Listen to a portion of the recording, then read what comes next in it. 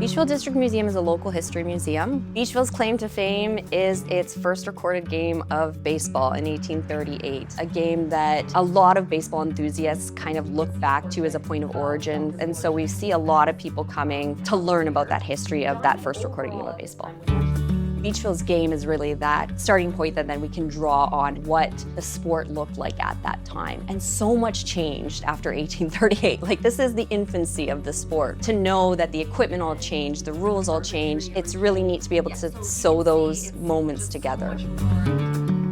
When they come and sit down, we start with a rubber core, and then the first step is to tightly wind yarn or wool around that core as tightly as you can. You want that ball to be nice and snug. And then once they've done that, participants pick their leather, which comes from a local resource, and then they go through, they cut the template of that leather, starting at the bottom.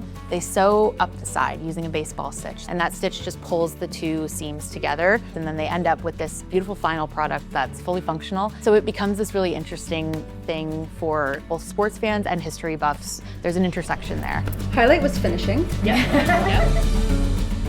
Weather permitting, after they finish the workshop, we invite them to explore our 4.5-acre grounds, and we provide them with some historic baseball bats, and we kind of lead them through the historic game, as it were. And so it really brings everything full circle.